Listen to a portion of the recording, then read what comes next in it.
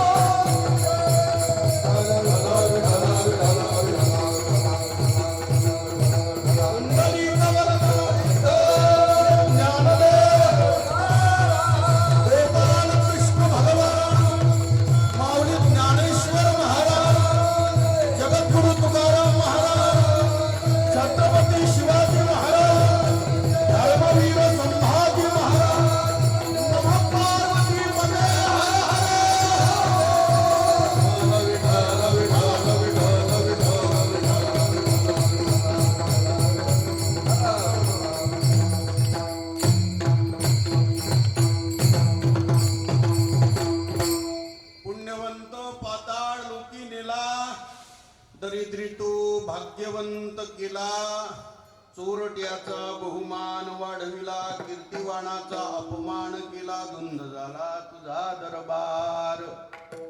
वैरियासी दिधली मोक्ष सिद्धी, कपटियासी दिधली महानिधी, चाळकासी त्रैलोक्य भावेवंदी किंवा सेवकाच्या ढुंगान मिळे चिंधी. चाळकासी त्रैलोक्य भावेवंदी, धुंद झाला तुझा दरबार. पतिव्रताती वृथा गुंतविली, वेश्या गणिकाती सत्यलोका नेली. कळी स्वकुळा लाविली, यादव वृंदाई गोष्ट परिणाई केली. धुंद झाला तुझा दरबार. सत्ववानाचा बहु केला छळ, कीर्तिवानाचे मारिले बाळ. सखा म्हणविसी त्याचे नासी बळ, जणी म्हणे मी जाणे तुझे खेळ. धुंद झाला तुझा दरबार. योंद प्रविश्य मम वाच विमां प्रसुप्तां, संजीवयत्यखिल शक्तिधरस्वधाम्नां. अन्यंशहस्तचरण श्रवणत्वगादिं, प्राणान्नमो भगवते पुरुषाय तुभ्यं. पांडुरंगा करू प्रथम नमः, पांडुरंगा करू प्रथम नमः,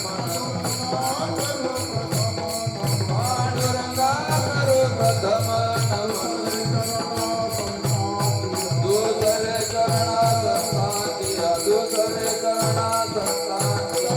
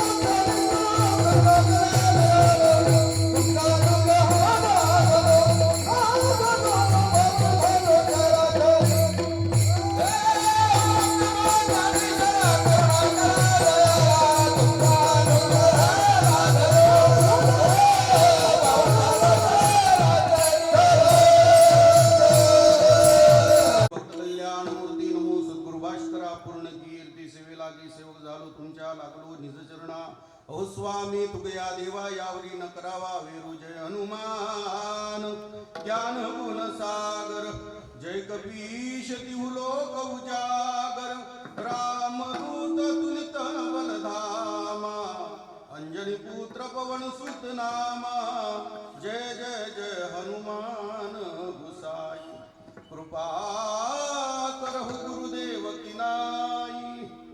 रुक्मिणी मेरी मात है, पिता मेरो घनश्याम.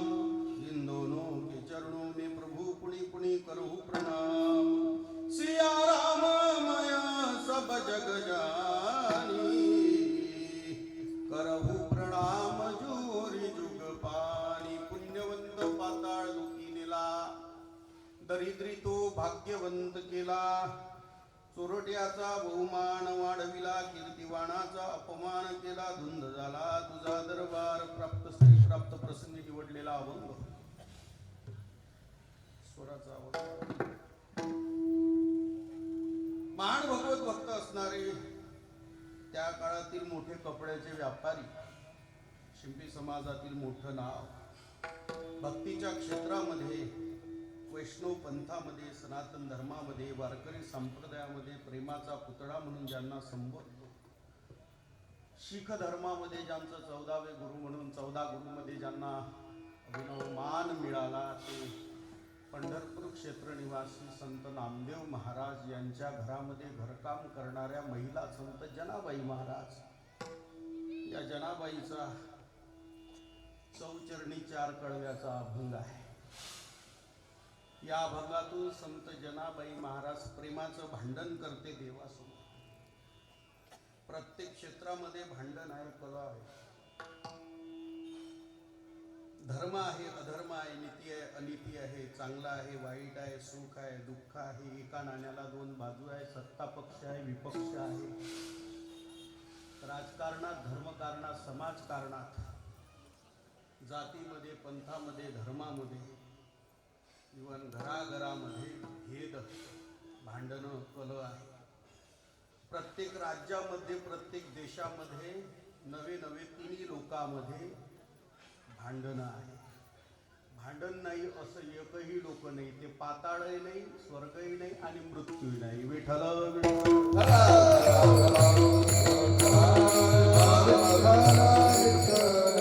भांडण प्रत्येक क्षेत्रामध्ये आहे.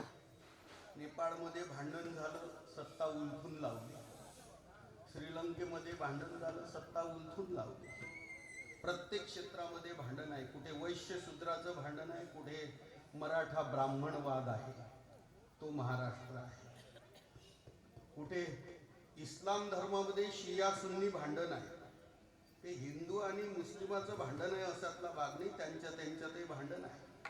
बौद्ध धर्माचं खंडन करण्याकरता जगद्गुरु शंकराचार्याचा अवतार आहे. हा वादविवादच आहे. विठ्ठल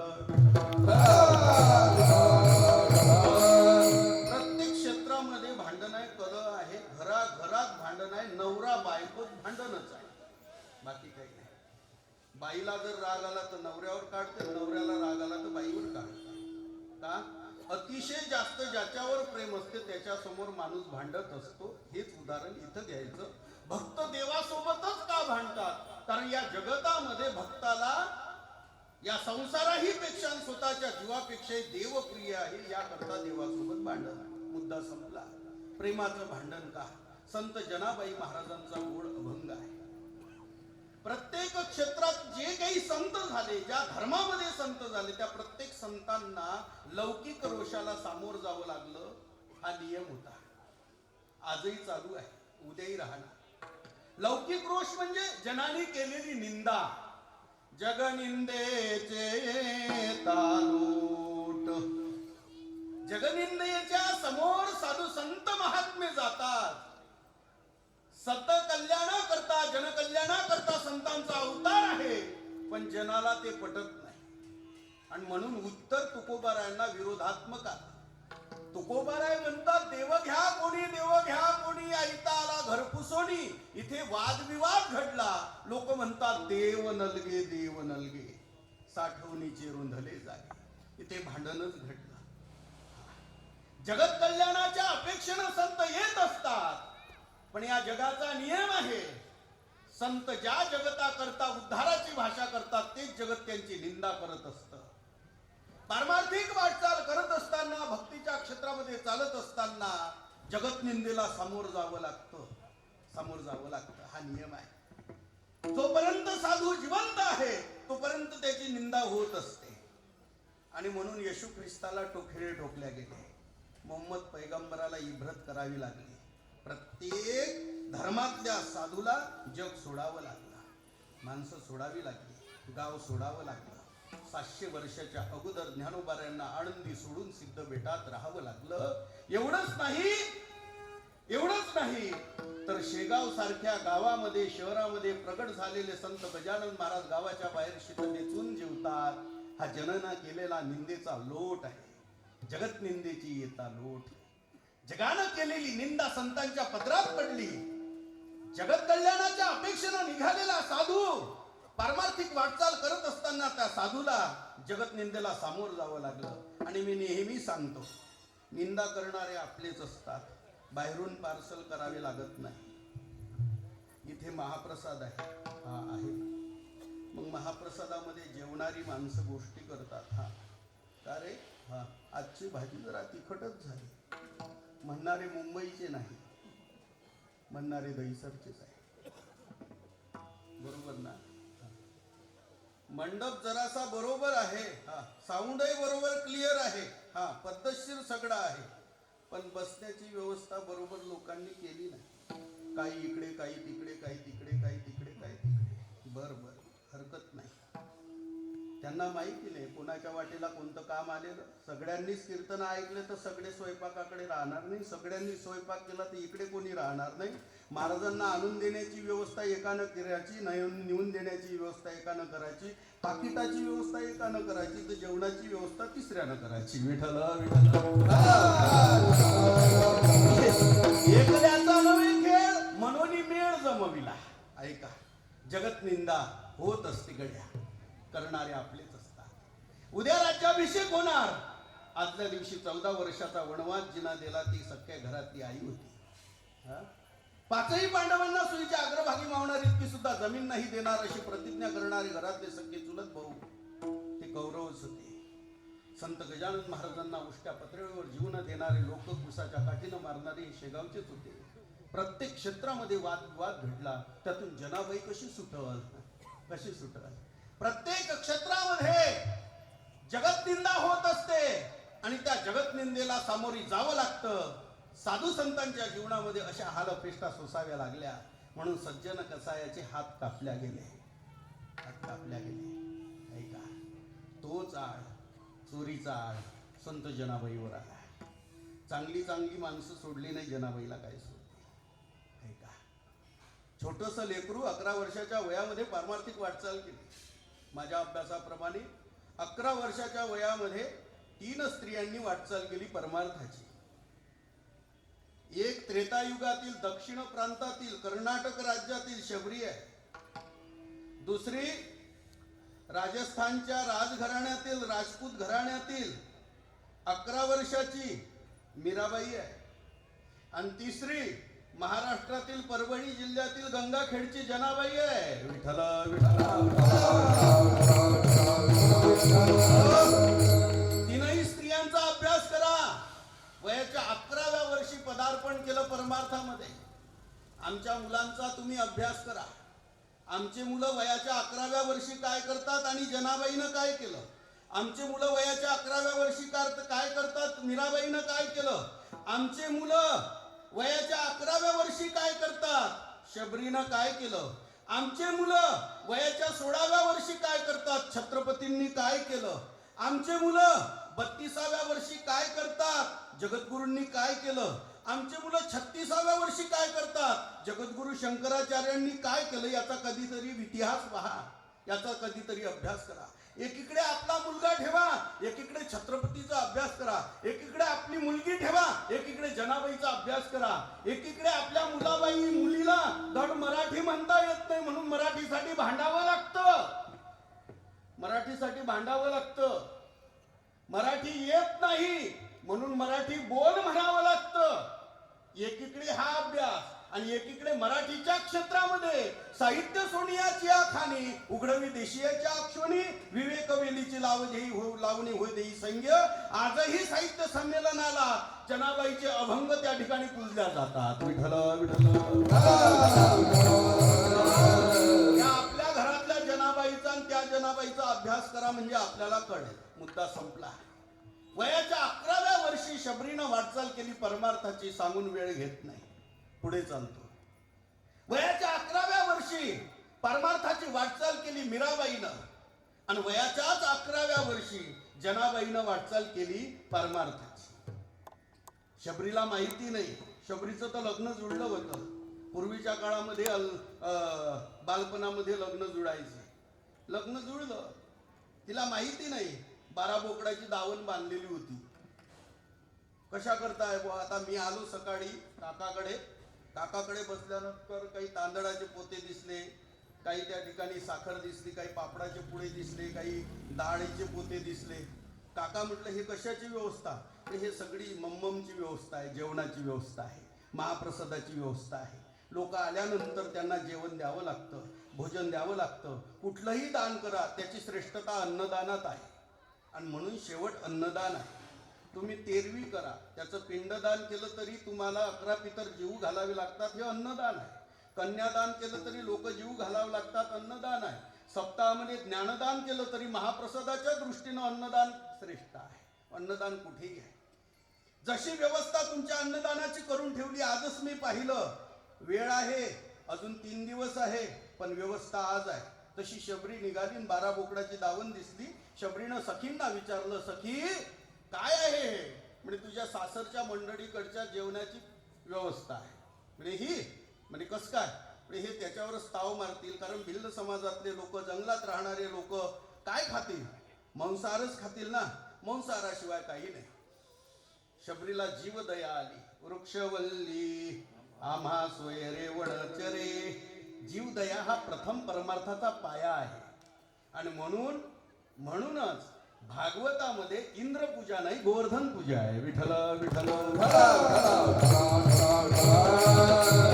ऐका, जगद्गुरु तुकोबाराय स्वतः वृक्ष वेलीवर प्राण्यांवर प्रेम करतात. वृक्षवल्ली आम्हा सोयरे ज्ञानोबाराय स्वतः बोलतात, नगरेची रचावी, जलाशय निर्मावी, महावने लावावी, नानाविधी निसर्गावर प्रेम करावं, हा परमार्थाचा पहिला पाया आहे.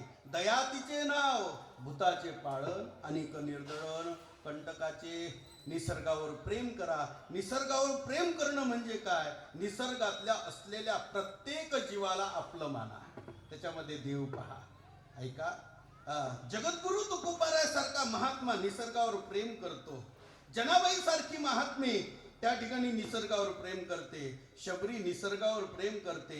अरे 12 बोकडाची दावण वेठीस ताणली, आणि मी जर या ठिकाणी लग्न केलं तर ह्या 12 बोकडांचा जीव जाणार आहे. लग्न न केलेलं बरं. निर्णय घेतला, वेळ नसल्यामुळे लवकर निर्णय घेतला, निघाली. माहिती नाही कुठं जायचं. 12 बोकडाची दावण सोडून दिली. म्हणजे जा तुम्ही मोकळे आहात. लग्न केलंच नाही. पळस सुटली जंगलाच्या वाटेनं. कुठं जायचं माहीत नाही, कुठे आश्रय घ्यायचा माहिती नाही. पण जंगलाच्या वाटेनं जात असताना एक आश्रम लागला. आश्रम एक तीनही दिखा. आश्रम पाहिला. आश्रमामध्ये वास्तव्य केलं. तो मातंगांचा आश्रम होता. मातंगांची रोज सेवा करावी. आणि शेवटी प्रश्न केला शबरीनं मातंगांना, मला एक सांगा महात्म्यांनो, माझ्या प्रभूची मला भेट कधी होईल? हे परमार्थाची दुसरी वाटचाल आहे. प्रथम भगती संतन कर संगा, दुसरी रती मम कथा प्रसंगा. संतांची संगत कर, हे ज्यावेळेस सांगितलं, संतांची संगत तर झाली, आता देवाची प्राप्ती कधी होईल? 11व्या वर्षात हा प्रश्न पडला. मातंग निघून गेले. माहिती नाही कधी देव भेटेल. तिथी सांगितली नाही, दिवस सांगितला नाही, वार सांगितली नाही, वेळ सांगितली नाही, पण तिथपासून प्रभू भेटेपर्यंत रोज वाट पाहायची. राम आएंगे, राम आएंगे तो अंगना सजाऊंगी, दीप जला के दिवाली मैं मनाऊंगी, मेरे जन्म के सारे पाप कट जाएंगे, राम आएंगे, बगिया में जाऊंगी मैं, फूल चुन लाऊंगी, मीठे मीठे बेर अपने हाथों से खिलाऊंगी, साथ साथ लक्ष्मण जी का आवन होगा, शबरी के कुटियों का पावन होगा, आश्रमातया कधी रे येशील, तुझी रघुनंदना, राम रघुनंदना. प्रभूची सारखी वाट पाहते आहे. माहिती नाही काका वेळ कोणती आहे, माहिती नाही वार कोणता आहे. तुम्हाला माहिती आहे या पॉम्पलेट मध्ये माहिती आहे 3 तारखेला भूषण महाराजांचं कीर्तन आहे. लोक आले. माहिती आहे तुम्हाला उद्याही 4 तारखेला 7 ते 9 कीर्तन आहे. माहिती आहे तुम्हाला 5 तारखेला 10 ते 12 कीर्तन आहे. तुम्हाला तारीख माहिती आहे म्हणून तुम्ही इथे गोळा आहे. 6 तारखेची वेळच नाही, तुम्ही येणार का? नाही. पण शबरीला काहीच माहिती नाही, ना वेळ माहिती, ना वार माहिती, ना दिवस माहिती, तरी देवाची सारखी वाट पाहते. गोपिका बोलताय, अटती भवान नन्ही कानन तुटीर्युगायते त्वाम पश्यता जड उदीक्षिता पश्यं दृश्यां कुटील कुंतलं श्रीमुखंच ते जयति ते दिकं जन्मना व्रज श्रयत इंदिरा शश्वतत्रयी. यातला एक श्लोक आहे, अटति यत् भवानन्ही कानन तुटीर्युगायते त्वाम पश्यताम. देव पापणी लवते न लवते दिसत नाही, तो क्षण एका एका युगासारखा वाटतो. हा गोपिकांना झालेला भगवंताचा वियोग आहे. दीन तैसी रजनी झाली ओ माय, अवस्था लागून गेला अजून गाणे. शबरी इथं स्टॉप करू, नाही तर रामायणात पूर्ण वेळ जाईल. दुसरी स्त्री सांगितलेली आहे मीरा. 11 वर्षाच्या वयात पारमार्थिक वाटचाल कशी केली. नवरदेवाची मिरवणूक चालली. मीरेनं आईला विचारलं, आई हा मुलगा कुठं चालला. याचं लग्न आहे. लग्न कशा करता, ती एक व्यवस्था आहे संसाराची. असं नेमकं काय होणार आहे. तो मुलगा त्या मुलीला आधार होणार आहे, ती मुलगी त्या मुलाला आधार होणार आहे. हे एकमेकाचा आधार झाल्यानंतर त्यांच्या संसाराची वाटचाल सुरळीत चालणार आहे. मीरेनं प्रश्न केला, आई माझा आधार कोण. मूर्ख आहे का तू. 11 वर्षाची, अजून 16 वर्षाची उपवर व्हायची आहे. अजून तुला काही वाटते का. नाही वाटत. 11 वर्षाच्या वयात तू आधार विचारते. अगं आई, त्या मुलीला जसा तो मुलगा आधार आहे, त्या मुलाला जशी ती मुलगी आधार आहे, माझाही जीवनाचा आधार कोणीतरी असेल ना. अरे 16 वर्षाच्या वयापर्यंत आम्हीच तुमचा आधार आहोत, ते नको सांगू मला. 4-2 वर्षाचा आधार काय सांगते. नित्य आधार सांग. जिद्दीला पेटली. मीरेला उत्तर दिलं रागाच्या भारात. आई म्हणते, जा ती सावळी सुकुमार मूर्ती आहे ना कोपऱ्यामध्ये पडलेली, ती तुझा आधार आहे. बालमनावर परिणाम झाला. आली, मूर्ती उचलली, घरात आणली, साफस्वच्छ केली, सुंदर आसन ठेवलं, आसनावरती मूर्ती ठेवली, त्या कृष्णासोबत बोलू लागली. एवढंच नाही, बोलता बोलता त्याच्यासोबत खेळू लागली. एवढंच नाही, खेळता खेळता त्याच्यामध्ये रममाण झाली. रममाण होता होता त्याच्यासोबत रत झाली. आणि रत होण्याचा प्रसंग फक्त पती पत्नीत असतो, मित्रामित्रामध्ये नसतो. रत होणे हा प्रसंग बाप मुलात नसतो. रत होणे हा भाऊ बहिणीमध्ये प्रसंग नसतो. रत होणे हा फक्त आणि फक्त पशीशी संबंध जुळवणूक आहे. ज्ञानोबाराय तुकोबाराय आदी करून भगवंताशी रत झाली. दृढ अंबुला के लागे बाई, जो ब्रह्मादिका नयेची ठाई, भगवंताशी आम्ही रत झाले. मी तया गोळा मी तया गोळा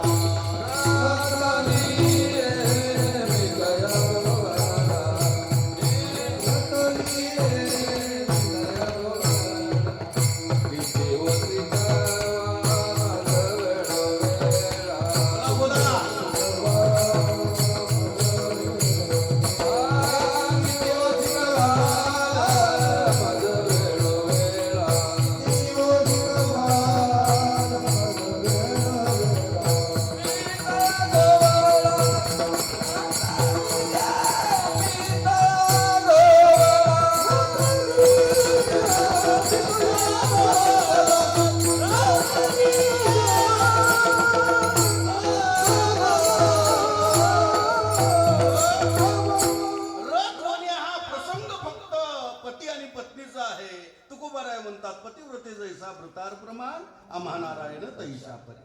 कळलं तुम्हाला रथ होणे काय असतं. कळलं. चला, या ठिकाणी मीराबाई भगवंताशी रथ झाली. पग घुंगरू बांध मीरा नाची. पायामध्ये घुंगर बांधावी आणि मालकासमोर नाचावं, देवासमोर नाचावं. मैं तो अपने नारायण की हो गैया पैदासी रे. पग घुंगरू बांध मीरा नाच. पाहिलं वातावरण बापानं. मूर्ख पोरगी आहे का ही. हिचं शिक्षणाचं वय आहे. पांढरे कपडे घालून काय वय असतं का मुलीचं. चांगली कपडे घालावी. टिका काय कुंकू लावायचं का. नाही, मुलीनं शाळेत जायचं, कॉलेजमध्ये जायचं. बरोबर ना. मुलींनी आजकालच्या वयामध्ये कीर्तन करावं हे बापाला तरी आवडेल का. मला एक सांगा, माझा प्रश्न आहे. आमदाराचा मुलगा आणि उद्या टाळ घेऊन उभा राहिला, त्याला काय वाटेल. राजकारण बुडवतो की काय. माझं प्रत्येक आमदाराला वाटतं माझा मुलगा आमदार व्हावा किंवा राजकीय वारसा चालवावा. नाहीच काही झाला तर आता सध्या त्याला तिकीट तरी नगरसेवक पदाची मिळावी ही अपेक्षा आहे. म्हणजे प्रत्येकाला अपेक्षा आपल्या पावलावर पाऊल मुलांनी दिलं पाहिजे. चांगला गडगंज श्रीमंत मुलगा त्या ठिकाणी बाप आणि त्याचा मुलगा टाळ घेऊन हरिपाठामध्ये नाचावं हे पटतं का? नाही पटत, नाही पटत नाही. राजस्थानच्या राजाची कन्या एकुलती एक मुलगी मीरा सर्वात आवडती, पण वयाच्या 11व्या वर्षी पायामध्ये घुंगर बांधते आणि देवासमोर नाचते. बापाला पटलं नाही. लोक कहे मीरा बाई रे बावरी वेडी झाली, पागल म्हणू लागले लोक. हा ऐका ना, ज्यावेळेस पारमार्थिक वाटचाल करतात लोक वेड्यात काढतात, पण ऐका दादा, वेळेच इतिहास घडवत असतात आणि म्हणून इतिहासानं वेड्यांचीच नोंद घेतली. विदेही आत्मलिंगा गुरु कृपेचा तुषारू. तुम्ही ऐका, वासुदेवामध्ये पहा, विदेहावर आरूढ झालेले संत पिसेपण मिरवी जगा माझी, असे असलेले संत देहावर त्या ठिकाणी राहत नाही. अशा लोकांना लोक पिसे म्हणतात, पागल म्हणतात. लोग कहे मीरा बैरे बावरी, एक गीत होतं, राधा ही बावरी. बावरी म्हणजे काय? वेडी झालेली राधा. हो, वेडी झाली राधा कुणी बासरी. वेड्यात काढू लागले लोक, वेड्यात काढलं लोकांनी. मीराबाईला लग्न करायचं ठरवलं.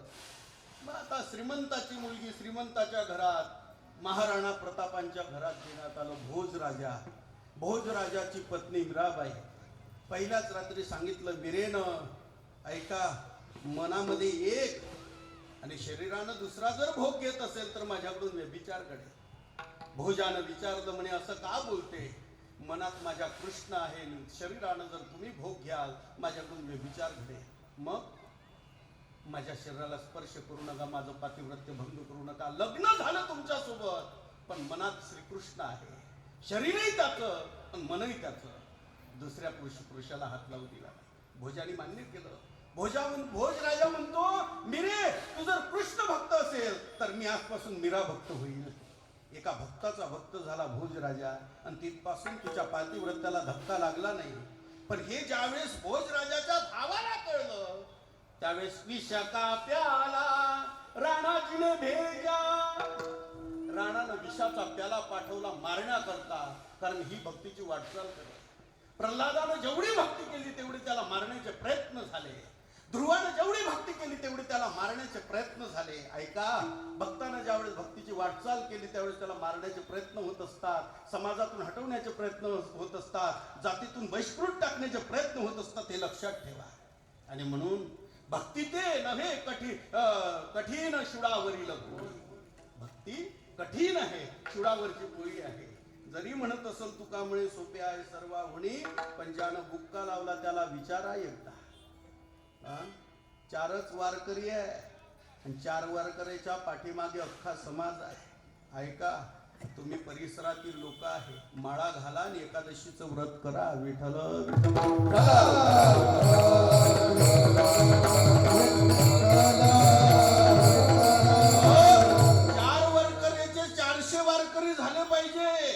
आपण कीर्तन ऐकतो, आपण सत्संग करतो, पण माळ घालायला तयार होत नाही.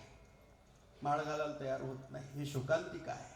वारात वार एक व्रत सोमवार करावं आणि व्रतामध्ये व्रत एकादशी करावी. एकादशी व्रत सोमवार न करशी कोण त्याची गती होईल नाही. माझा मुद्दा होता, मीराबाईला मारण्याचे प्रयत्न झाले. विषाचा प्याला पाठवला. प्याला पाठवल्यानंतर मीराबाईनं रडत रडत त्या विषाच्या प्यालाकडे पाहिलं. भगवंतानं विचारलं, मीरे काहे तेरे अखियों में पानी, काहे तेरे अखियों में पानी पानी पानी, कृष्ण दीवानी मेरा प्रेम दीवानी. विचारलं कृष्ण परमात्म्यानं, का रडते मीरा? अरे ह्या विषाच्या प्याल्याकडे पाहून नाही रडत देवा, नाही रडत. मग मी मेल्यानंतर तुझी भक्ती नाही घडणार ना, कारण मानव देह एकदाच मिळतो, याकरता रडते. त्यावेळेस देव तिला आश्वासन देतो, हस के तू पीले विष का प्याला, तो हे क्या डर तोरे संग गोपाला, तेरे तन की ना होगी हानि, तेरे तन की ना होगी हानि, कृष्ण दीवानी मीरा श्याम दीवानी. रसाचा प्याला पिला. ऐका, तुझी चिंता त्याशी सर्व आहे. देवाचा कंठ निळा झाला. भगवंताने आपल्यावर घेतलं ते. ऐका, संकट आलं मिरेवर, भगवंतानं आपल्या अंगावर घेतलं. माझा मुद्दा इथे स्टॉप करतो. मिरेला 11 वर्षाच्या वयात परमार्थाची वाटचाल झाली. ऐका पुढे. राजस्थानची मीरा सांगितली, कर्नाटकची शबरी सांगितली. आता ऐका जना, हे महाराष्ट्रातले आहे. माझ्या महाराष्ट्राचं वैभव आहे. आजही 10वी 12वीला माझ्या जनाबाईचे अभंग अभ्यासाला आहे. आजही PhD होत असताना मनोबारायांच्या ओव्या आहे. आजही तुम्हाला साहित्य क्षेत्रामध्ये विद्वान व्हायचं असेल, विद्वत्ता प्राप्त करायची आहे, तुकोबारायचे अभंग जोपासा. हे सर्व संत पहा, या संतांच्या मांदियाळांचं वैभव पहा. यातली एक जना आहे, छोट्याशा गावखेड्यामध्ये जन्माला आलेली जना. हिनंही एक दिवस विचारलं, आई हे पांढऱ्या टोप्या घालणारे, त्या गळ्यामध्ये तुळशीचा माळा घालणारे, बुक्का भाडी लावणारे, मृदंग वाजवणारे, टाळ वाजवणारे, हे भालदार चोपदार निघाले कुठे? अगं, पंढरपूर क्षेत्रामध्ये कार्तिक महिन्याचा सोहळा भरत असतो असं, आणि तिथे वाळवंटामध्ये नामदेवरायाचं कीर्तन होतंय म्हणे. बर, मग सर्व संत नामदेवरायाच्या कीर्तनात जातात म्हणे, स्वतः देव तिथे नाचतो म्हणे. हे जनाईनं ऐकलं, आणि देव जगाचा नियंता कसा नाचतो हे मला पाहायचं आहे. हे वारकरी हरिपाठात नाचतात कसे पाहायचं म्हणून लहान लेकरं येत असतात. आणि म्हणून सप्ताहामध्ये परंपरा जोपासत चालल्या. आता नाचतात कसे म्हणून भारूड पाहण्याकरता गर्दी आहे. आता मोठ्यांनाही चाहूल लागली, हा भाग वेगळा आहे. मोठे सुद्धा आता घरच्या बाईनं साडी नेसली तर आनंद होत नाही, पण एका माणसानं साडी घालून नाचलं तर याला लय आनंद होतो. हा शोकांतिका आहे. परमार्थाची वाटचाल करत असताना एका पुरुषाला साडी नेसून बघलं तर वक्ती महाराज सांगायचे, निवृत्ती महाराज वक्ते, त्याला असंख्य जन्म स्त्रीचा वेश धारण करून नाचावं लागेल. विठ्ठल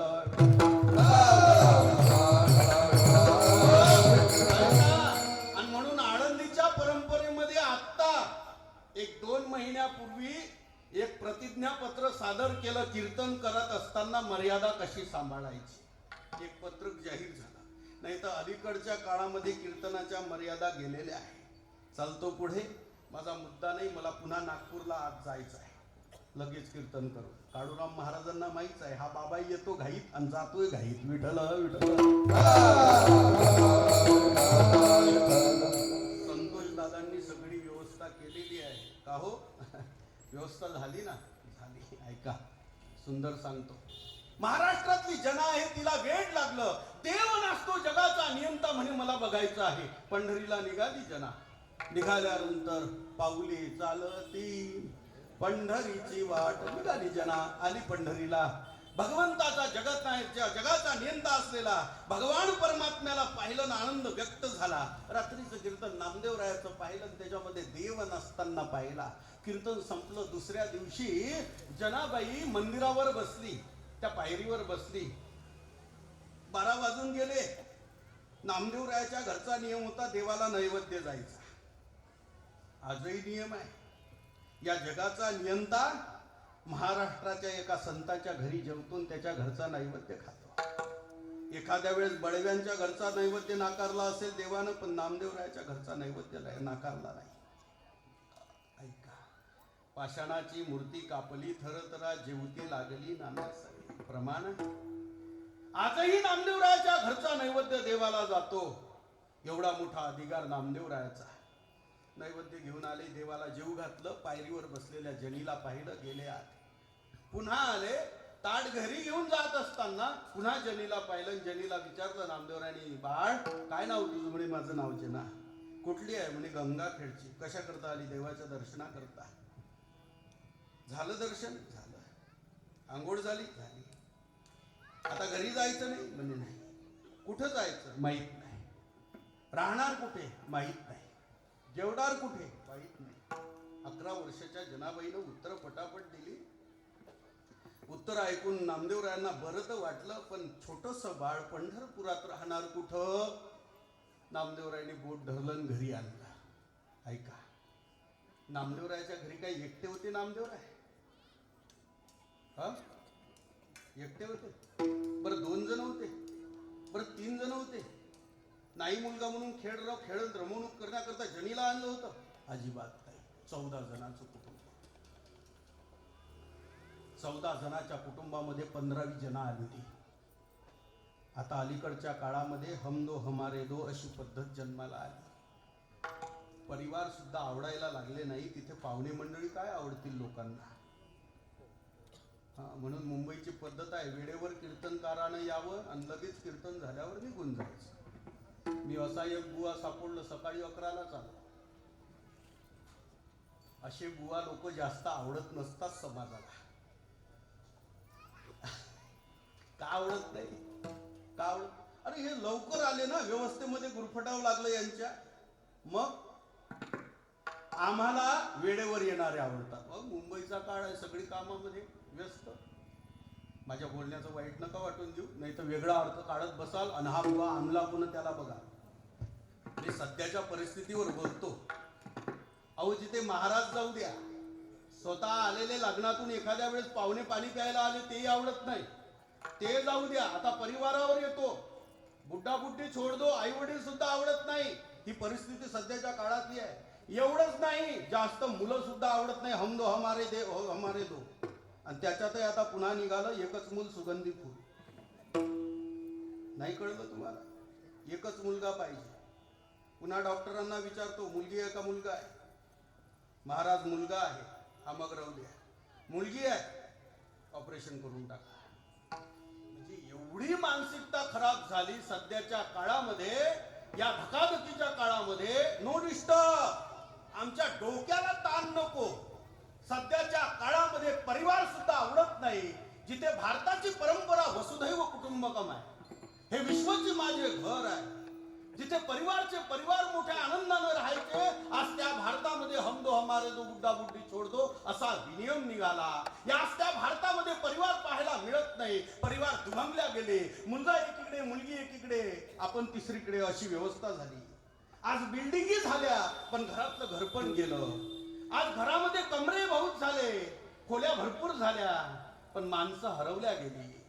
घरामध्ये मोबाईल भरपूर आले, पण गोष्टी कोणासोबत होत नाही. हे सध्याच्या काळातली परिस्थिती आहे राजा. तिथे आमच्या तुमच्याचा काय कथा, काय कथा? आणि म्हणून महाराष्ट्राच्या परंपरेनं जोपासलेली परंपरा होती. नामदेवरायाच्या घरी 1 नाही 2 नाही 3 नाही 14 जणांचं कुटुंब एका छत्रछायेखाली राहतं आणि एका विचारानं राहतं. नामदेवाचे घरी 14 जणे स्मरती हरी. 14 जणांचं भजन एका आनंदानं गुण्या गोविंदानं चालू आहे. त्याच्यात 15वी जना आली आणि जना सुद्धा भजन करायला लागली. पंढरी ये माझे माहेर सागरी,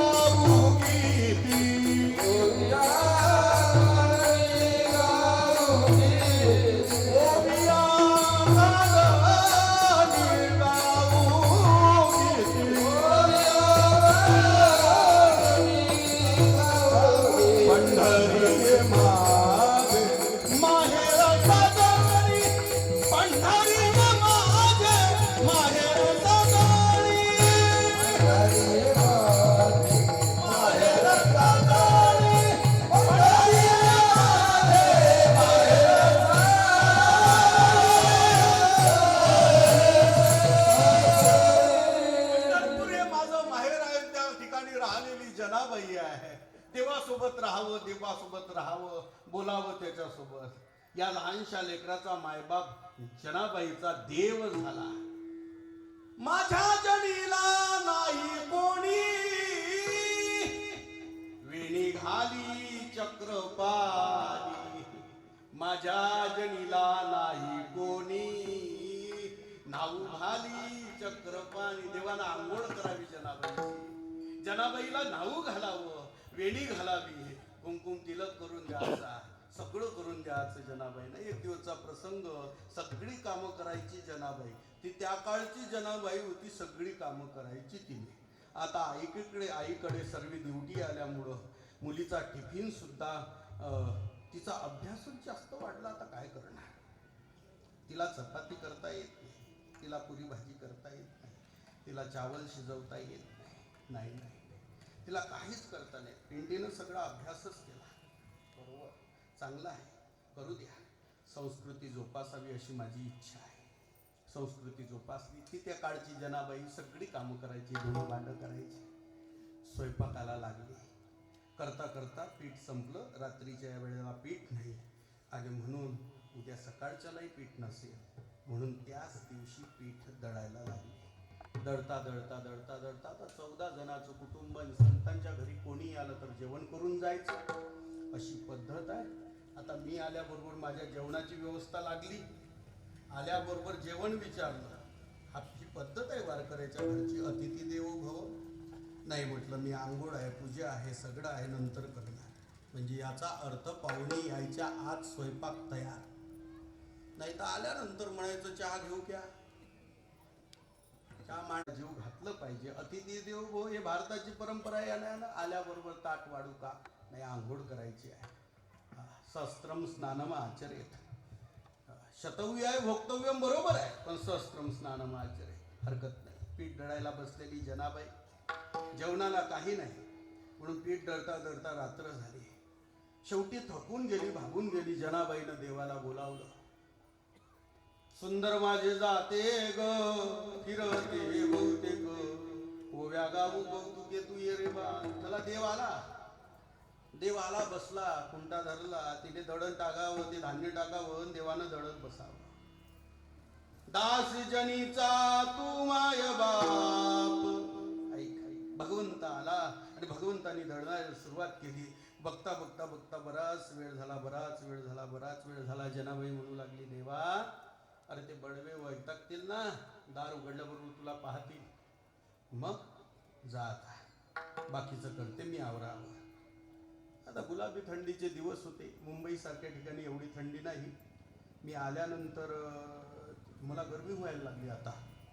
पण आमच्याकडे दुपारी असो, सकाळ असो का संध्याकाळ असो, शालच पांघरून राहावं लागतं, एवढी थंडी. तुमच्याकडे रात्रीची असेल, दिवसा थोडं गरम होते, अशी पद्धत असेल. थोडंसं या वातावरणामध्ये फरक असल्यासारखा आहे, समुद्र असल्या कारणानं. गुलाबी थंडी पडत होती. देवाला सांगितलं, म्हणे हे अलंकार इथं काढून ठेव, हा शेला इथं काढून ठेव आणि हे अंगावर गोधडी घे. पूर्वीच्या काळात गोधड म्हणजे अनेक वस्त्र एकत्र करून शिवलेली वाकड, तिला गोधड म्हणायची. ती गोधड आमच्या आळंदीला गेल्यानंतर ती गोधडच असायची पांघरायला. इकडे मंचर नारायणगाव गावच्या भागात जर कार्यक्रमाला गेला, एक गोधड खाली, एक वरतून. झोपला महाराज. गादीची व्यवस्था पूर्वीच्या काळात नव्हती, गाद्या आत्या आल्या. ती गोधडी घेतली देवानं आणि दळायला लागला. दळता दळता वेळ झाला आणि देवाला सांगितलं जनेनं, अरे बडवे दार उघडते, जा लवकर. देव तसाच उठला, ते अलंकार तिथेच विसरला आणि देव विटेवर जाऊन उभा राहिला. झालं काय प्रकार की ते अलंकार राहिले. जनीनं हाक मारली, देवा अलंकार राहिले, राहू दे जने, उद्या यायचंच आहे. रोजच धंदा होतो ना हा. नाम्याची खीर चाखतो, चोखोबाची गुरे राखतो, पुरंदराचा हा परमात्मा वाली दामाजीचा, कानडा राजा पंढरीचा. जनाबाईच्या घरी रोज यायचा आहे. गेला देव, पुढून उभा राहिला त्या ठिकाणी आणि झाल्यानंतर दरवाजे उघडले. बडवांनी अबो हाक मारली, यार इकडे, हे चोरी झालेली पहा. देवाचे अलंकार चोरीला गेले, देवाचे अलंकार चोरीला गेले, देवाचे अलंकार चोरीला गेले. अलकल्लोड माजलं. त्यातल्या 2 महिला पुटपुटल्या आणि त्या गोष्टी करत होत्या. का ग, ही वाकड ओळखीची वाटते. हा, कोणाची असेल वाकड? ही जनाबाईची वाकड आहे. त्यातल्या 4-2 महात्म्यांनी ऐकलं आणि त्यांनी पंचमंडळी जवळ सांगितलं, म्हणे जनीची वाकड आहे. टाकाडा कुठे? नामदेव महाराजांच्या घरी. अरे पण ते मोठ्याचं लेकरू आहे का? मोठ्या माणसाच्या घरी ईडीनं धाड टाकावी 17 वेळा विचार करावा लागतो. पंतप्रधानाची सही लागते, गृहमंत्र्याची सही लागते, मुख्यमंत्र्याची सही लागते. अशा तिघांच्या सह्यानं मग कुठेतरी ते पदार्पण होत असतं. एकाएकी धाड टाकावी लागत नाही. नामदेवरायाच्या घरी धाड टाकावी, ते मोठ्याचं लेकरू कसं काय? साक्ष जवळ आहे. त्या 2 महिला घेतल्या आणि निघाल्यानंतर ती वाकड घेतली. जने, वाकड तुझी आहे म्हणे. हो. आता ज्या अर्थी त्या अर्थी अनुमान प्रमाण लावलं. ज्या अर्थी वाकड जनाबाईची त्या अर्थी अलंकार जनीच्याच घरात असले पाहिजे हा निर्णय झाला. आणि खोली धांदोडा घेतला. खोलीमध्ये अलंकार सापडले. शेला सापडला. मिळाला शेला. जने वाकड तुझी आहे म्हणे. हो. हे अलंकार तुझ्या घरात तू आणले देवाचे म्हणे. नाही. मग ओव्या गाऊनी स्वरात दासी जनीच्या घरात. ते काय मंदिरात नव्हती मी. मग दळण दळिले सख्या श्री हरी आळ चोरीचा माझ्यावरी. मी चोरी केली नाही. दासी जनीचा तू माय बाप. तुझी चोरी करण्याचे नाही केले पाप. देवाचे अलंकार चोरण्याचं पाप मी कसं करेल. तो माझा मायबाप आहे. आणि मायबापाची संपत्ती मुलगा चोरू शकतो का. त्याला माहिती आहे बापाची संपत्ती मुलाचीच आहे. 4 एकर असलेलं गुंठा गुंठा का समाप्त केलं तरी पुरतं आपल्याला. काही हरकत नाही. नाही घेणं होत तर विकायचं तरी नाही. हा माझा नियम आहे. सध्याच्या काळामध्ये अरे हे भगवंताची संपत्ती माझीच आहे मला माहिती आहे. देवाचं लेणं भक्ताचं लेणं आहे. भक्ताचं लेणं देवाचं लेणं आहे. मी कशाचा कर्शाला चोरेल. त्यावेळेस पंचमंडळी निर्णय घेतला. ज्या अर्थी वाकड तुझी ज्या अर्थी तुझ्या घरात अलंकार मिळाले त्या अर्थी चोर तू आहे. सुडावर देण्याची शिक्षा तुला होईल. जनाईच्या डोळ्यातून गर्कनोश्रूच्या धारा आल्या. जना रडू लागली. जना रडून काही उपयोग नाही. उद्या सुडावर जायचं आहे तुला. शेवटची इच्छा सांग. जना म्हणते शेवटची एकच इच्छा आहे. ज्याने अलंकार चोरले ना मी त्याच्यासोबत मला बोलायचं आहे. हसायला लागले लोक. तुका म्हणे हासे जन नाही कानत आहे. हसायला लागले लोक. मूर्ख आहे का जना. अरे पाषाणाच्या मूर्तीचं फक्त पूजन होत असते. देव काय बोलत असतो का. कोण कहते है भगवान खाते नहीं शबरी के तरह तुम खिलाते नहीं. कौन कहते हैं भगवान सोते नहीं जसोदा की तरह तुम सुलाते नहीं. कौन कहते हैं भगवान आते नहीं द्रौपदी के तरह तुम बुलाते नहीं. काय मूर्ख आहे का जना तू. देव काय कुठे बोलत असतो काय. देव फक्त पूजन करायचा असतो. त्याच्यासोबत बोलायचं नसते. जना म्हणते तो माझ्यासोबत बोलतो मला आज सोडा. आज सोडलं.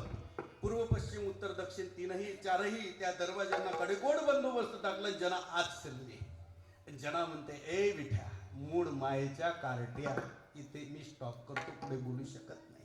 भयंकर बोललेली जनाबाई. पाषाणाची मूर्ती कापली थरथरा. थरथरा कापली भगवंताची मूर्ती. जनाईला घाबरू लागली. जगाचा नियंता आहे. ज्याला 16,108 पत्न्या आहे. 56 कोटी यादव सैन्य ज्याचं रक्षण करतो. ते सामान्य कुळातल्या एका जनाईला घाबरतो. हा भगवंत आहे. ऐका परमात्मा घाबरला. घाम फुटला देवाला. आणि जनाईला समोर जात असताना खाली मान टाकून पुढे गेला. आणि जनीला विचारते देव काय केलं मी. काय गुन्हा आहे माझा. गुन्हा विचारतो. तुझे सर्व खेळ मला माहिती आहे. जनी म्हणे मी जाणे तुझे खेळ. जनी म्हणे मी जाणे तुझे खेळ. जनी म्हणे मी जाणे तुझे खेळ. जनी म्हणे मी जाणे तुझे खेळ. जनी म्हणे मी जाणे तुझे खेळ. देवानं प्रश्न विचारला काय खेळ जाणते. काय केलं मी. अरे या जगाचा नियम आहे. ज्यानं भक्ती केली ज्यानं परमार्थ केला त्याच्या जीवनामध्ये तू काटे टाकले आहेत. आतापर्यंतचा इतिहास आहे. हे मी बोलत नाही. मग पुराणाचे सिद्धांत तुझ्या समोर ठेवते. त्यातला एक पुराणाचा सिद्धांत अभंगाच्या प्रथम चरणामध्ये देवासमोर जनाबाई मांडते.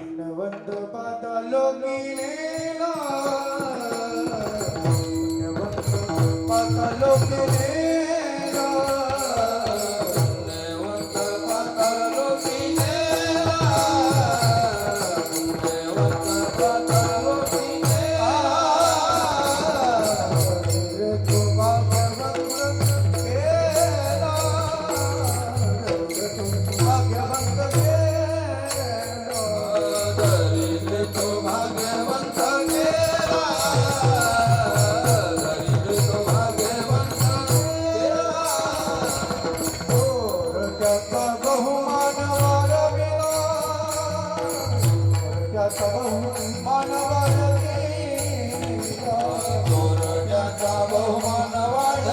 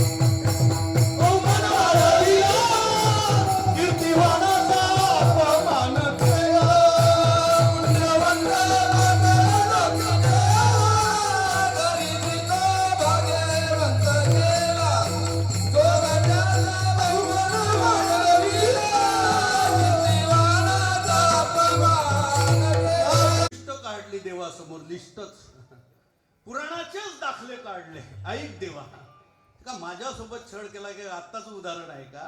मग अरे तुला सत्ययुगापासून दाखवते, त्रेतायुगापासून सांगते, द्वापारापासून सांगते, तर माझ्यापर्यंत हाच खेळ केला. जणी म्हणी मी जाणे तुझे खेळ. मला माहितीये तुझे खेळ आहे. तू कोणते खेळ जाणते? काय माहिती आहे तुला? देवाला वाटलं हे कलियुगातील तिला काय माहिती असेल? द्वापारात काय घडलं तिला काय माहिती असेल? त्रेतात काय घडलं आणि तिला काय माहिती असेल? सत्ययुगात काय घडलं? पण तिला माहिती आहे ना, व्यासांचा मागोवा घे तू, भाष्यकारा ते वाट पुसू तू. तिला माहिती आहे, मला माहिती आहे, माझ्या व्यासांनी लिहून ठेवलं तुझे गाराणे. ऐक देवा, 17 पुराण कमी पडले तरी तुझे गाराणे संपत नव्हते. याकरता गाराण्यासाठी स्पेशल भागवत करावं लागलं. त्यातला त्या गाराण्यांचा स्पेशल दशमस्कंद व्यक्त करावा लागलं. एवढे तुझ्या खोड्या संपल्या नाही. आणि तू आम्हाला सांगतो जणी म्हणी मी जाणे तुझे खेळ. तुझे एक एक माहिती आहे. हा छळ माझ्याशी का केला देवा? मला माहिती राहिलं असतं ना कृष्णा, की तू भक्ताला धोका देतो. तो भक्त भक्ती करत असताना त्याच्या पदरात अविश्वास पडतो. तो भक्ती करत असताना त्याच्या जीवनामध्ये संकटाला पारावार राहत नाही. तुझी भक्तीच केली नसते रे, भक्तीच केली नसती. गेली नसती का त्या पंडित मिश्रांच्या माग एक लोटा जल सारी समस्या का हल? अरे गेली नसती का त्या उपाध्यायाच्या माग? हा मग एक लोटा जल सारी समस्या का हल? मी कशाला आली असती पंढरीनाथाला? मला माहिती झालं की तुझ्या डोक्यावर शिवलिंग आहे म्हणून परब्रह्मलिंगम भजे पांडुरंगम. तुझ्यातच शिव पाहिला, तुझ्यातच ज्ञानोबा पाहिला, तुझ्यातच तुकोबा पाहिला, तुझ्यातच साई पाहिला, तुझ्यातच गजानन पाहिला, तुझ्यातच अक्कलकोटचे स्वामी पाहिले, तुझ्यातच बालाजी पाहिला ना देवा. अरे बालाजीला 20 फुटाहून दर्शन आहे, तिथे गेली नाही देवा. जगन्नाथपुरीला 10 फुटाहून दर्शन आहे, गेली नाही देवा. द्वारकाधीशाला 5 फुटाहून आहे दर्शन, गेली नाही देवा. ऐक देवा, द्वारकाधीशाला गेली नाही, जगन्नाथला गेली नाही, बालाजीला गेली नाही. इवन हिमालयात तू आहे असं कळलं, पण तिथे 25 फुटाहून दर्शन आहे, गेली नाही देवा. लोकांनी सांगितलं त्याचे पायी घाला मिठी, इथे आली तुझ्या पायावर डोकं ठेवलं. असा एक देव आहे का तो पायाचं दर्शन देतो? आणि असे एक संत आहे का ते समाधीचं दर्शन देतात? ते ज्ञानोबा विठ्ठल.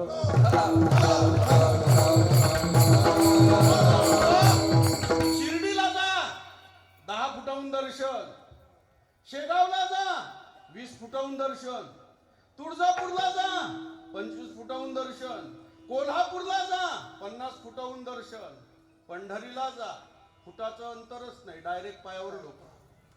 माझ्या ज्ञानोबारायाच्या समाधीवर डायरेक्ट डोकं ठेवा. असे एक संत आहे जगाच्या पाठीवर माऊली का जे समाधीवर डोकं ठेवूशे देतात. असा एक देव आहे जगाच्या पाठीवर, तो पांडुरंग परमात्मा, जो पायावर डोकं ठेवून देतो.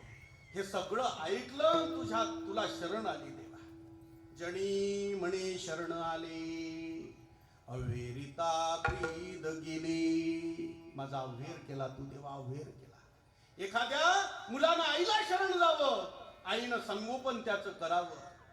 अरे एखादी गंगा नदी समुद्राला शरण जाते त्यावेळेस समुद्रानं बाहू पसरून तिचं स्वागत करावं. अरे ज्यावेळेस पाण्याच्या आश्रयानं जीव राहतात त्यावेळेस ते पाणी त्यांच्यावर कोपत नाही.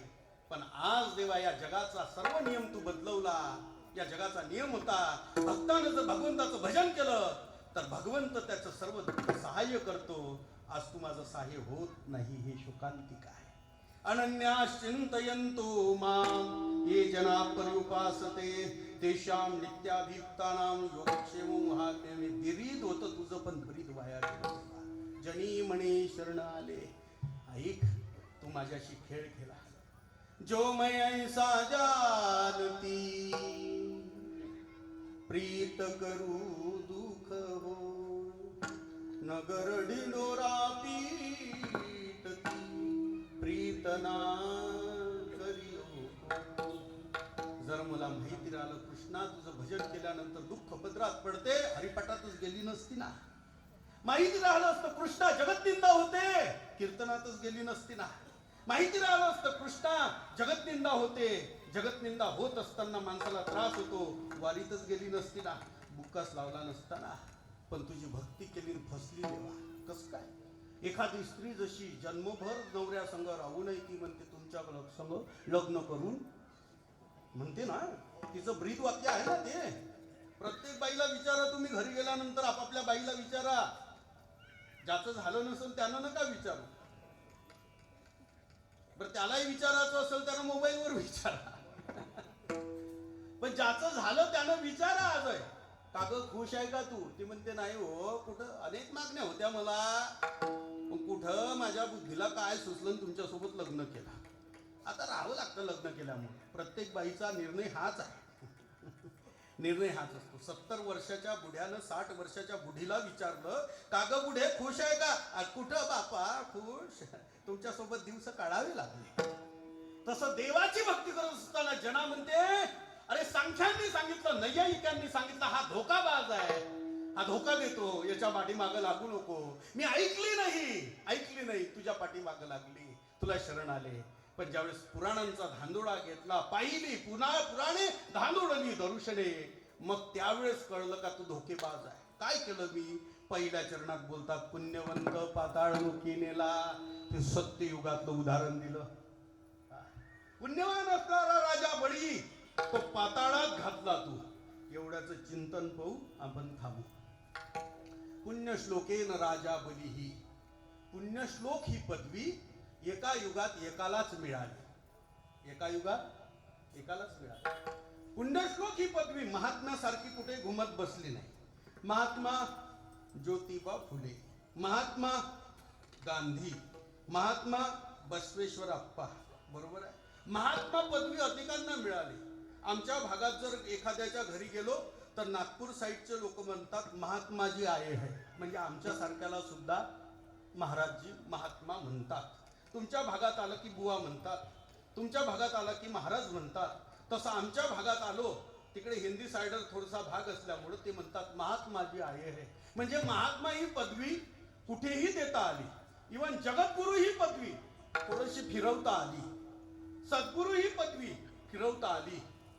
1000 108 108 1,01,108 अशाही पदव्या वाटल्या गेल्या.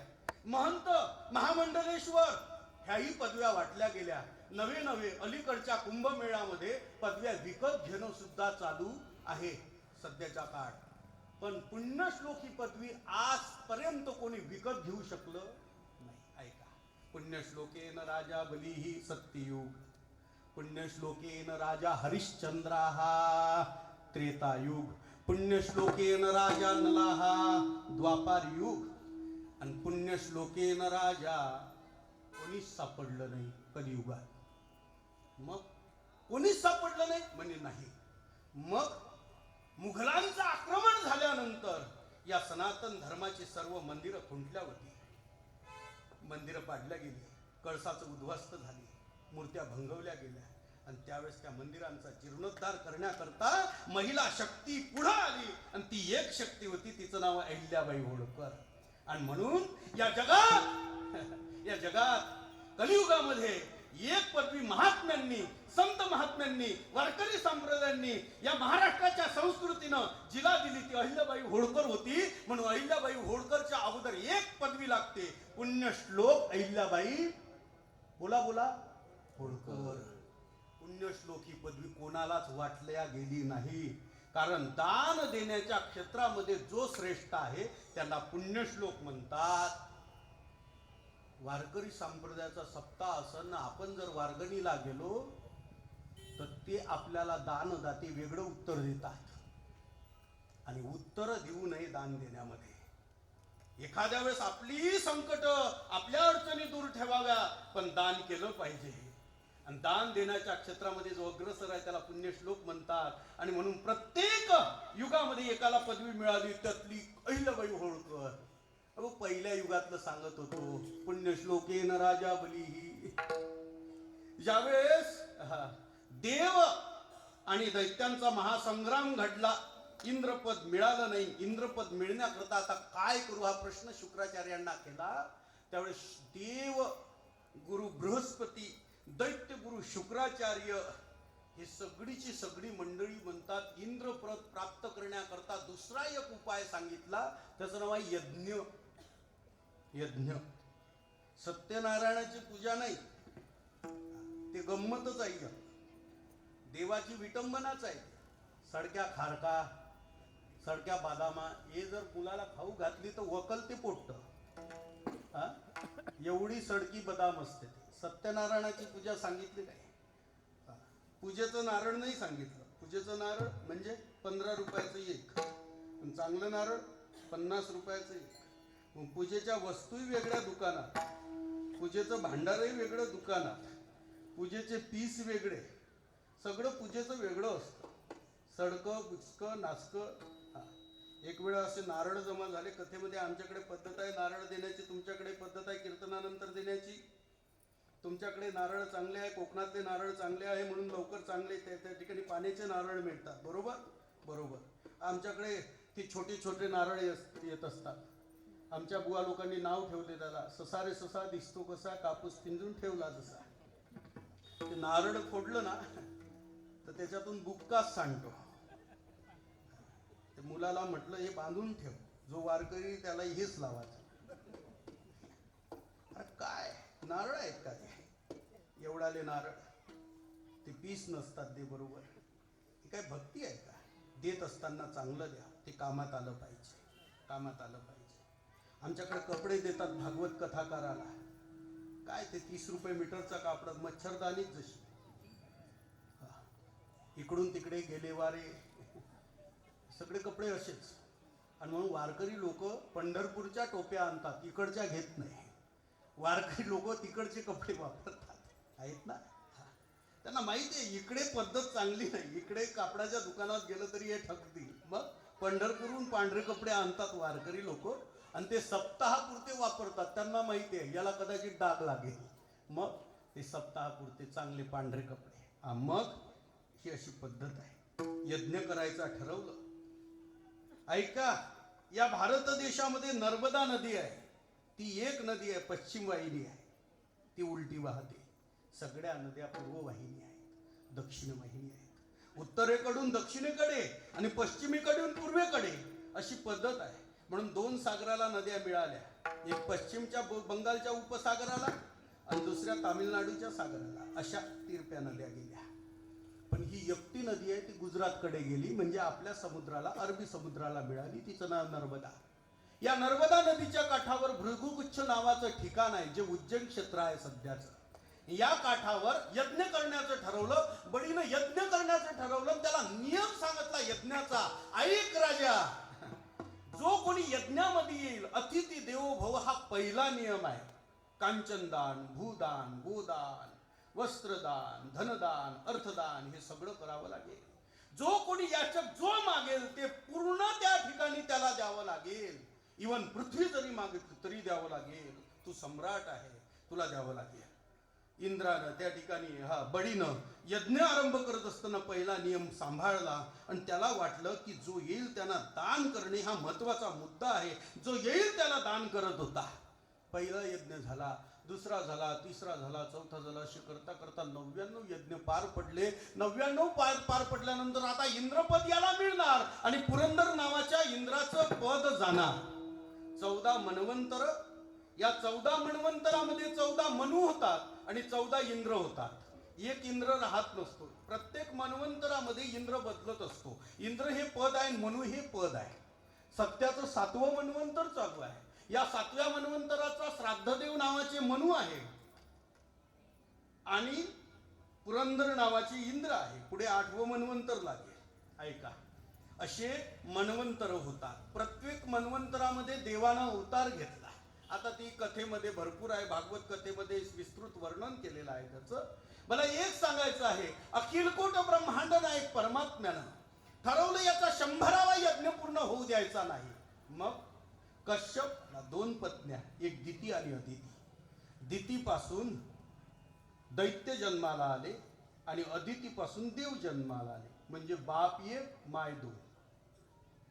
बरोबर. आता माय 2 तर वंश 2. एक दैत्याची परंपरा आली तर या अदितीपासून हिरण्याक्ष, दितीपासून हिरण्याक्ष, हिरण्यकश्यपू, तिथून पुढे प्रल्हाद, तिथून पुढे विरोचन आणि विरोचनाचा पुत्र आहे बळी.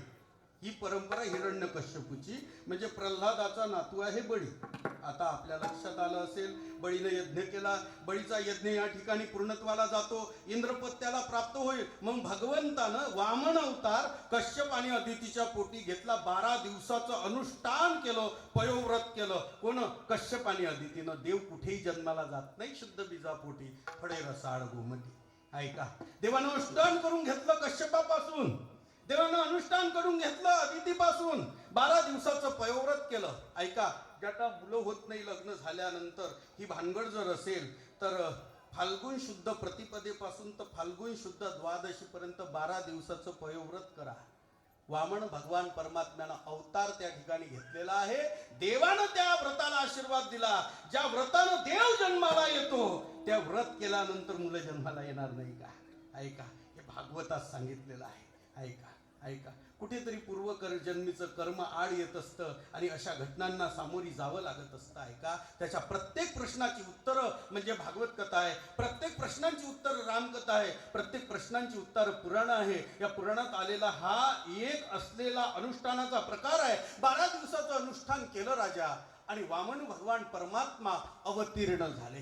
देवानं हातीमध्ये कमंडलू घेतलं, एका हाती छत्र घेतलं आणि भगवान परमात्मा प्रत्येक युगात सुंदर आहे. तसा वामन बटू अवतारामध्ये सुंदर दिसायला लागला. दिसायला लागलेल्या परमात्म्यानं वेळच घेतला नाही. ते निघाले भृगुकुच्छ नावाच्या ठिकाणाकडे, नर्मदेच्या काठावर निघाले. यज्ञामध्ये आगमन झालं. भगवान परमात्मा पोहोचले आणि देव पोहोचल्यानंतर भिक्षाम देही हा नारा लावला. देवानं भिक्षाम देही मागितलं, काय द्यावं म्हणून बळी आला. बळी म्हणतो, देवा काय पाहिजे? हे ब्राह्मण, आपल्याला काय पाहिजे? अतिथी देवो भव, ही आमची पद्धत आहे. बळीला सांगितलं भगवंताने, म्हणे 3 पाद भूमी दे. हसला बळी, ज्या जागेवर तुम्ही उभी आहे ती 3 पाद भूमी तीच आहे. याच्यापेक्षा जरा काहीतरी श्रेष्ठ मागा. देव मनातल्या मनात म्हणू लागले, अरे या पायानं नको आहे, माझ्या विराट स्वरूपाच्या पायानं पाहिजे. त्यावेळेस सांगितल्यानंतर तो म्हणते, तसं दान नाही घेणार. मग आचमन सोड म्हणून पंक्तीच्या अगोदर आचमन असते, पुण्य लागत असतं. आचमनानं पुण्य लागतं. आचमनानं संकल्पात सिद्धी भवती असं बोलले आहे. संकल्प टाकावा. संकल्प टाकल्यानंतर, संकल्प टाकत असताना आपल्याला कथा माहिती आहे, शुक्र नावाचा ग्रह, देव दैत्य गुरु शुक्राचार्य आड आला म्हणून होडीला डोळा. बळीने शुक्र आंधळा केला. 9 ग्रहापैकी जो शुक्र ग्रह आहे तो एका डोळ्यानं आंधळा आहे. ज्यावेळेस शुक्र आंधळा झाला, शुक्र निघून गेला, झारीतलं पाणी पडलं, संकल्प टाकला, 3 पाद भूमी तुमच्या पायानं तुम्हाला. भगवंतानं लागलीच विराट स्वरूप धारण केलं. पहिल्या पायामध्ये स्वर्ग व्यापला, दुसऱ्यात पाताळ वापलं. आता तिसरा पाय कुठं ठेवणार? बळीनं मस्तक दिलं. तुका म्हणे बळी जीव दिला पाया तडी. बळीला पाताळात घातलं आणि पाताळात घातल्यानंतर बळीला देव विचारतो, काय पाहिजे बोल. एका पद्धत आहे का देवा? जे पाहिजे होतं त्याच्याकरता यज्ञ होता आणि आता मला पाताळात घातलं आणि आता म्हणतो मला काय पाहिजे. पण स्वर्ग सोडून बोल, स्वर्ग देवांचा आहे, तुझा नाही. मला स्वर्ग पाहिजे, मला इंद्रपद पाहिजे. त्यावेळेस देवानं आश्वासन दिलं, ऐक बळी, तुला हा स्वर्ग 8व्या मन्वंतरात मिळेल. पुरंदराचं राज्य संपलं का मग तू राजा हो, तोपर्यंत तुला चान्स नाही. मोदी जायपर्यंत तुला चान्स नाही भाऊ. 8व्या मन्वंतरात जन्माला ये आणि मग तुला चान्स देतो. देवानं सांगितलं त्याला, त्याने अपेक्षा सोडून दिल्या. पण ठीक आहे, मी पाताळात घातलं, मी पाताळात एकटा कसा राहणार? पण देव म्हणतो मी तुझ्याकडे राहू का? म्हणे हो राहा, पण मी तुझ्या दारावर राहतो. का? मला माहिती आहे इंद्र गपचूप बसणार नाही, तुझ्यावर आक्रमण करण्याकरता तो येईल. म्हणून द्वारपाळ बळी द्वारी झाला, भगवंत त्याचा संरक्षक झाला. ऐका, पुराणात दोन कथा आल्या का ज्यांच्या दारावर देव थांबला. या बळीचा पुत्र आहे बाणासूर. या बाणासुराचं संरक्षण करण्याकरता भगवान शंकर स्वतः दारावर थांबतात. का काय हे दोघं बापले का जन्माला आले? ऐका ना, बाणासुराच्या दारावर भगवान शंकर आहे आणि बळीच्या दारावर जगत नियंता भगवान विष्णू आहे. बापलेकाची काय क्रांती आहे. तुम्ही कथा आहे का? गोड कथा आहे याच्यामध्ये. आणि मग ऐकलं, भगवान परमात्मा थांबले. बराच वेळ झाला, वेळ होता होता होता होता माझी वेळ संपलं. हो संपली रे बाबा, बस 5 मिनिट द्या, कारण एवढा स्पर्श करू आणि थांबूया. पहिला दिवस आहे, जरी उशिरा सुरू झालं तरी वेळेवर संपवावं लागेल. काहून? मला वेळ नाही, मला जावं लागेल. ऐका, सकाळपासून बघतो आहे कार्यकर्त्यांची धावपळ आहे. सकाळपासून बघतो आहे हरिपाठ झाला महिलांचा, गोड आवाजामध्ये हरिपाठ केला महिलांनी, आनंद व्यक्त केला. चांगलं, प्रवचनसुद्धा गोड झालं, कीर्तनसुद्धा गोड होईलच, शाश्वती नाही. नाही शाश्वती नाही, पण देव गोड आहे, त्याचं नाम गोड आहे, त्याच्यामुळं गोड मानून घ्याल अशी अपेक्षाही करतो. ऐका, बळीला पाताळात घातलं, देव बळीच्या दारात राहिला. इकडे लक्ष्मी वाट बघायला लागली. 9 वाजून गेले तरी देव आला नाही. 9 वाजून गेले तरी देव आला नाही. म्हणून नारदाला विचारलं, म्हणे बराच काळ झाला, बराच वेळ झाला, देव अजून वैकुंठात आले नाही. नारद म्हणतात आता ते कधीच येणार नाही, अपेक्षा सोडून दे आई. म्हणे का? ते द्वारपाळ होऊन बसलं बळीच्या द्वारात. लक्ष्मी पाताळात आली, तिला पाताळ लक्ष्मी म्हणतात. दोघांनी दान मागावं बळीकडे. आता पहिल्यांदा हात पसरवला देवानं, 3 पाच भूमी दे. तर त्याची बायको सुद्धा सगळ्यांना दान देणारी, सगळ्यांच्या घरात लक्ष्मीचा वास करणारी, सगळ्यांना भरभरून दान देणारी ती लक्ष्मी बळीच्या दारात दान मागायला आली. काय बळीचं भाग्य आहे.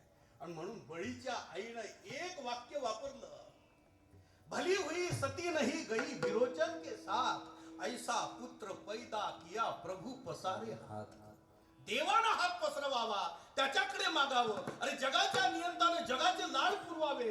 पण या जगातला असा एक हिरा झाला का त्या हिऱ्याच्या दारात देवानं यावं, त्याला दान मागावं. असा एक तुकोबा जगात जन्माला आला का त्या तुकोबाला म्हणावं काहीतरी मागा तुकोबा. देवानं म्हणावं काही मागणे हे आम्हा अनुचित. वडिलांची रीत जाणत असो आम्ही, मागणाऱ्यातले नाही देणाऱ्यातले आहो. तुला काय पाहिजे बोल. तसं बळीनं सुद्धा सांगितलं काय पाहिजे बोल. लक्ष्मी आली, लक्ष्मीनं हात पसरवले, माझा नवरा मला परत कर, माझा पती माझ्या पारड्यात टाक. माझा पती जर पारड्यात टाकला तर मी सुखी होईल, माझा संसार सुखी होईल. देव बळी म्हणतो नाही, असं होणार नाही. ज्यावेळेस असं होणार नाही सांगितलं, नवऱ्याची आस संपली. प्रत्येक बाईला बुद्धी असावी आपल्या नवऱ्याला कसं मिळवावं. घटस्फोटापर्यंत केशेत जाऊ द्यायचा नाही, हे बाईच्या हाती असतं. बाईच्या हाती असतं. संसार टिकवणं बाईच्या हाती असतं. लक्ष्मीला कळलं हा तसा देणार नाही आणि नवरा तर मला पाहिजे, कारण संसार त्याच्याशिवाय अधुरा आहे. मग तिनं युक्ती केली, बळी या जगाचा नियंता तुझ्या समोर दान करण्यात मागण्याकरता आला, असं वाटतं तुझं पूजन करावं. पाटावर बसवलं, अक्षोन केलं. अक्षोन लक्ष्मीनं अक्षोन केलं, कुंकुम तिलक केला, बळीला अक्षोन केलं. साडीचा एक धागा कापला आणि तो बळीच्या हाताला बांधला. येणो बंधो राजा बली, बळीच्या हाताला बांधला. आणि बळीच्या हाताला बांधला म्हणे आज पौर्णिमेचा दिवस दादा. हा, आजपासून तू माझा भाऊ, मी तुझी बहीण. आजपासून सगळं जगत रक्षाबंधन साजरं करूया. हा, या जगात 2 दिवस असे आहे, बहिणीनं भावाला ओवाळलं ते आजपर्यंत लागू आहे. हा, यमीनं यमाला ओवाळलं तो भाऊबीजेचा दिवस, कार्तिक शुद्ध द्वितीया म्हणजे भाऊबीज. आणि हे पौर्णिमा रक्षाबंधनची जे श्रावणात येते. ऐका, इनं ओवाळलं, साडीचा धागा बांधला. येनो बंधू राजा बलीही, बळीला बंधन घातलं. आणि बळी म्हणते, ये पारड्यात काय टाकू ताई सांग. आरतीत दान द्यावं लागेल ना. भावानं बहिणीला दान द्यायचं, पण काही भाऊ एवढे बिलिंदर आहे, बहिणीची इच्छा आणता. ताई यावर्षी तांदूळ पिकला का बरा? हा, 1 पोतं पाहिजे मला, घेऊन जा दादा. लय भाऊ बिलिंदर आहे, बहिणीच्या जीवावर जगतात. असे भाऊ काही कामाचे नाही. मग बहिणीला द्यायचं असते, तिच्याकडून आणायचं नसते. म्हणून नेपाळवरून आजही परंपरा आहे, भारताला दान देतं. नेपाळ गरीब आहे पण भारताला दान देतं. पण भारतानं कधी नेपाळकडून त्या ठिकाणी नेपाळनं कधी भारताकडून घेतलं नाही, कारण ती परंपरा आजही जोपासतात. सीतेच्या घरून धान धान्य आलं, जेवढं दान भारतानं दिलं राम मंदिराला, तेवढंच दान नेपाळनं दिलं, जनकपुरीनं दिलं भारताला. ऐका, आजही परंपरा आहे पोरीला द्यायची, पोरीकडून आणायचं नाही. हिनं सांगितलं दादा पारड्यात दान टाक. तिने तिची इच्छा ऐकून तिला विचारलं, तुला काय पाहिजे ते बोल. लक्ष्मीने सांगितलं, काहीच नको, माझा देव माझ्या पारड्यात टाक. तसा दिला नाही ना, असा मागितला. देव निघाले, लक्ष्मी निघाले आणि बळी रडायला लागला. ढडसा रडायला लागला. का रडतो बळी? देवा, वैकुंठाधिपती पाताळात आला, हे भूवैकुंठ झालं.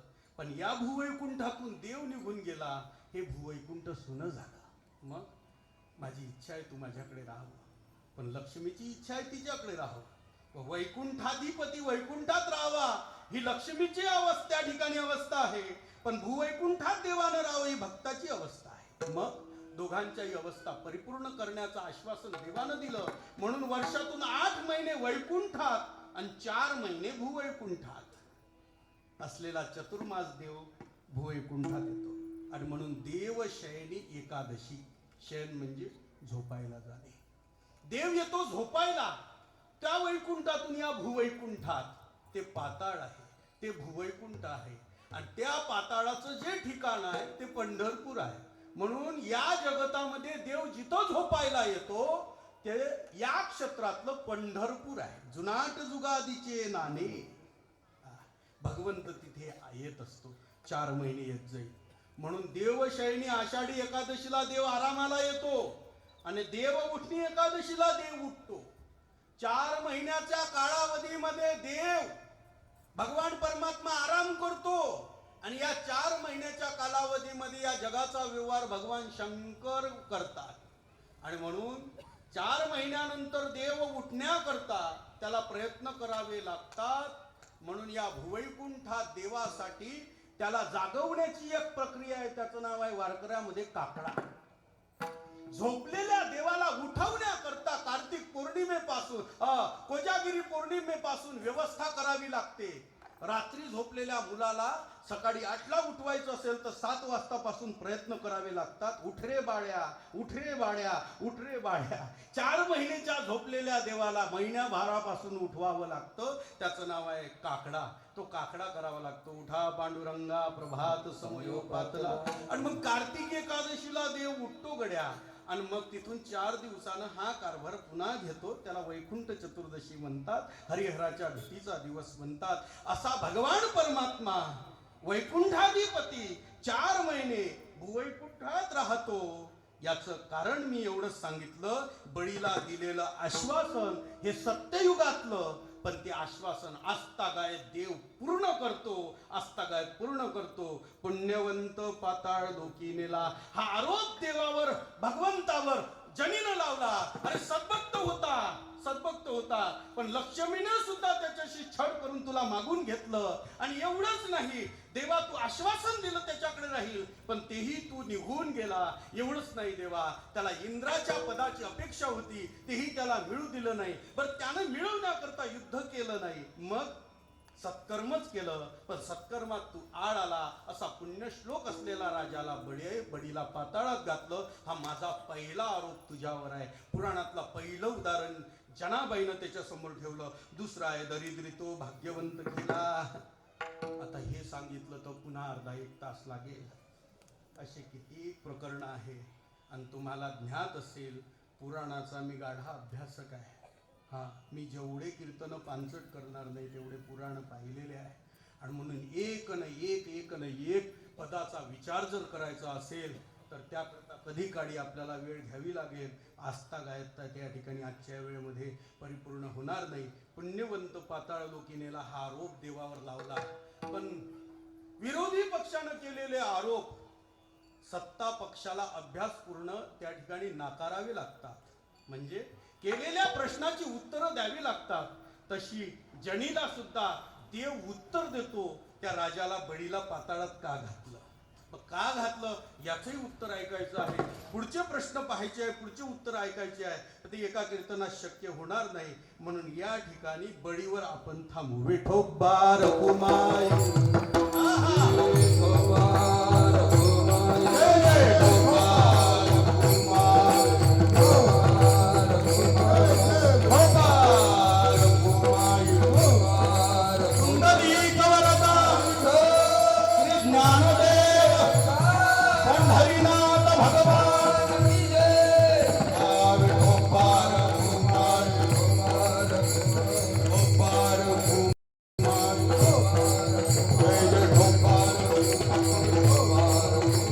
ज्ञानेश्वर माऊली ज्ञानराज माऊली ज्ञानेश्वर माऊली ज्ञानराज माऊली ज्ञानेश्वर माऊली ज्ञानेश्वर माऊली ज्ञानेश्वर माऊली म्हणा शेवट बरं विजय आता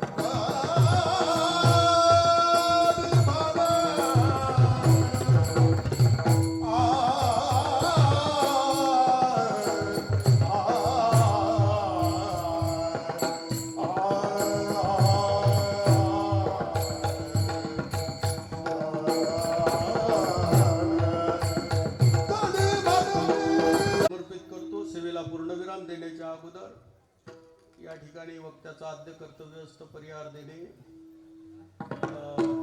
दहीसर ग्रामस्थांच्या वतीनं आयोजित हनुमान मंदिर दहीसर परिसरातील सगळे कार्यकर्ते, वारकरी मंडळ, त्याच्यामध्ये असलेल्या आमच्या भजन मंडळ असेल, महिला भजन मंडळ असेल, पुरुष भजन मंडळ असेल, व्यवस्थापक ग्रामस्थ मंडळ, सर्व आचारी वर्ग, महिला वर्ग, नवतरुण मंडळ, जय मल्हार महिला भजन मंडळ, ग्रामपंचायत दहिसर या भागातील सर्व वारकरी मंडळ आणि एकादशी परिवार नाही का? एक 26 गाव एकादशी ग्रुप, हा माहिती आहे, थोडंसं तुमच्याकडून माहिती घेतली. एकादशी हा 26 गावचा हा परिवार एकत्र येऊन हा कार्यक्रमाचं नियोजन आयोजन करतात. आनंद आहे. ज्यामध्ये ज्यांनी मला निमंत्रण दिलं, हरिभक्तपरायण भानुदास महाराजांच्याच वंशातील आमचे हरिभक्तपरायण ज्ञानेश्वर दादाच ना, ज्ञानेश्वर दादा यांच्याकडून मिळालेलं निमंत्रण, हरिभक्तपरायण गायनाचार्य अकोल्याचे शेगावचे आमचे विठ्ठल महाराज यांच्याकडून मिळालेले निमंत्रण. त्यामध्ये हरिभक्तपरायण सतत माझ्या संपर्कामध्ये आमचे संतोष दादा असतात, काळूराम महाराज असेल, या भागातील सर्व चीर तरुण मित्रमंडळ असतील, या सगळ्यांचे मी धन्यवाद व्यक्त करतो. कार्यक्रम करता करता एखादा शब्द माझ्याकडून एखाद्या वेळेस एखाद्याच्या अंतकरणाला लागला असेल, मायबा पाहात आपण, माझी सुरुवात आहे, आपण कीर्तनं ऐकून वाऱ्या करून या ठिकाणी तुमचं वय होत चाललं, तुम्ही याकडे प्रबुद्ध होत असता आणि म्हणून आमच्या सारख्याची सुरुवात, या मुलांची सुरुवात आमची सुरुवात आहे. याकरता आपण भरभरून प्रेम आशीर्वाद व्यक्त करून आम्हाला क्षमा करावी. ना तरी बालक बोबळा बोली, का वाकुडा विचुका पाऊली, ते चोज करुणी माऊली, रिसे जेवी विठ्ठल जय जय विठ्ठल जय विठ्ठल जय विठ्ठल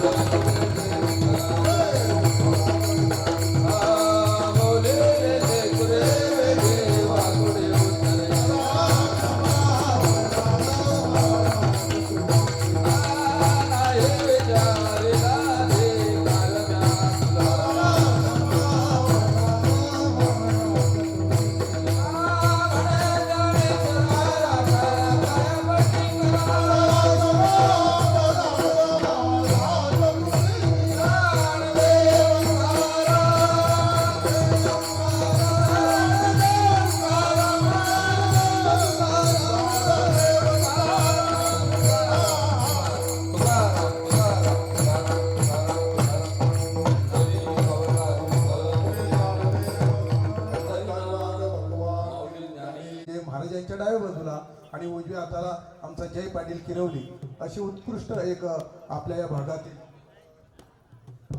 भागातील एक नवतरुण अशी जी स्टार म्हटलं तरी हरकत नाही, यांना आपण संधी द्यायच्या आपल्या भागातील. तसेच अनेक कलाकार आमचे मंडळाचे उपाध्यक्ष जगन्नाथ महाराज असतील, आमचे भिवंडीहून आमचा प्रमोदजी महाराज इथे गायनासाठी आलेला आहोत, पण आज काही जास्त संधी मिळाली नाही महाराजांना, माफ करा. तसेच आमचे हिरामन दादा असतील, आमचे बबन महाराज असतील आणि आम्ही पंचकृषीतील सर्वच, आमचा आमरा उडवता तारा आहे, अशी अनेक आणि मंडळी आज इथे येऊन या लगेच भोजनाला जा. आणि तुम्ही सुद्धा इथेच करायचं ना भोजन.